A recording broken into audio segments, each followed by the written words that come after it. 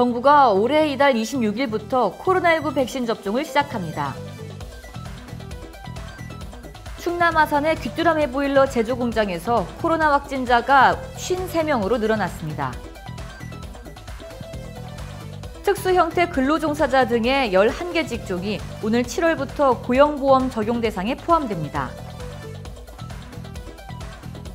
대한배구협회는 배구 선수 출신인 김경희 씨가 받은 장한 어버이상의 수상을 취소한다고 밝혔습니다. 일본군 위안부 피해자 이용수 할머니가 미국 하버드 대학생들이 여는 온라인 세미나에서 위안부 피해에 대해 증언할 예정입니다. 자세한 소식 잠시 후 뉴스에서 전해드리겠습니다. 시청자 여러분 안녕하십니까? SDATV 뉴스 김진주입니다.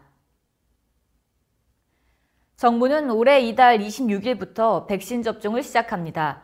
이달부터 시작하는 신종 코로나 바이러스 감염증 백신 접종의 구체적인 대상과 일정을 공개했는데요. 요양병원과 요양시설, 또 의료기관 등에서 약 76만 명을 대상으로 백신을 접종할 예정입니다. 특히 국내에서 처음 허가를 받은 아스트라제네카사의 백신은 이달 26일부터 접종을 시작할 예정입니다. 첫 접종 대상은 만 65세 미만의 요양병원 및 요양시설 입소자, 의료종사자 가운데 나올 전망입니다. 정부는 오늘 18일까지 접종 대상자 등록 시스템에 사전 등록한 명단을 확인한 뒤 이달 말까지 수정 보완할 방침이며 수도권 소재 의료기관 내 코로나19 대응 인력을 대상으로 접종을 시작하되 이후 권역예방접종센터와 각 치료병원 등으로 순차적으로 진행할 것으로 보입니다. 충남 아산의 귀뚜라미 보일러 제조 공장과 관련해 코로나19 확진자가 모두 53명으로 늘어났습니다. 지난 13일 공장 근로자 1명이 코로나19에 확진된 이후 같은 동에 근무했던 직원에 대한 전수조사 결과 이들의 가족들까지 감염자가 잇따랐습니다. 확진자로는 외국인 근로자도 다수 포함됐습니다.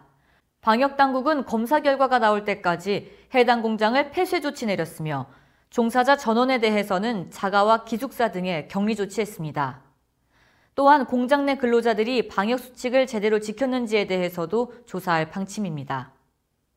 오세연 아산시장은 확진자 대부분이 인근 지자체에 살고 있으며 외국인 근로자도 다수 포함돼 있다며 접촉자와 동선에 대해 심층 조사를 진행 중이라고 밝혔습니다.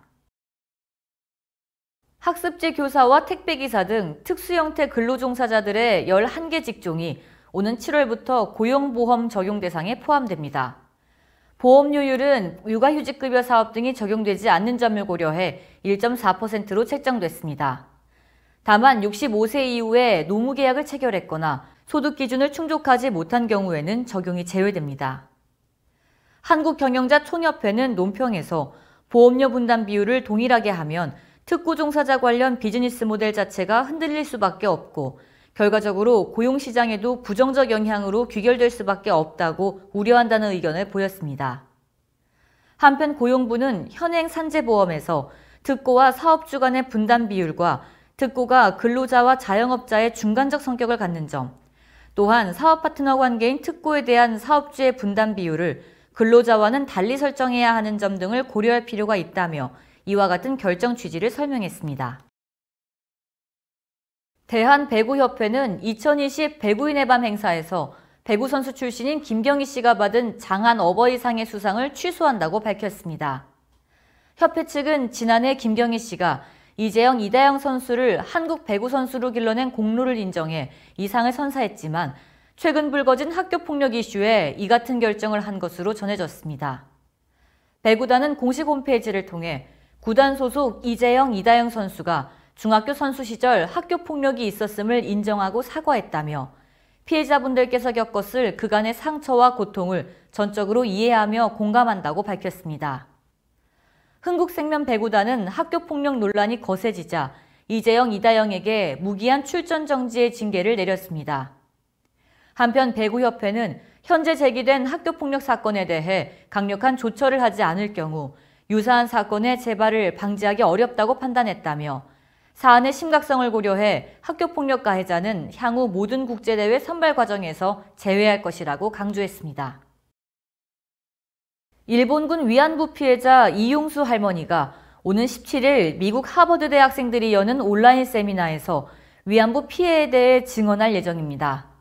미국 하버드대 로스쿨 존 마크 램저 교수는 조선인 위안부와 일본인 위안부가 모두 공인된 매춘부고 납치된 성노예가 아니라는 주장을 실은 논문으로 파문을 일으켰습니다. 이에 이용수 할머니는 역사 왜곡을 바르게 잡으려는 현지 학생들의 요청에 증언하기로 한 것으로 전해졌습니다. 이 증언은 페이스북을 통해 실시간 중계될 예정인 것으로 알려졌습니다. 이 할머니는 16일 오전 서울 중구프레스센터에서 위안부 문제를 국제사법재판소에 넘길 것을 정부에 촉구하는 기자회견도 열 예정입니다. 이 할머니의 기자회견은 지난해 5월 정의기억연대 회계부정 의혹 폭로 이후 9달 만입니다. 이상으로 뉴스를 마치겠습니다. 시청해주신 여러분 고맙습니다.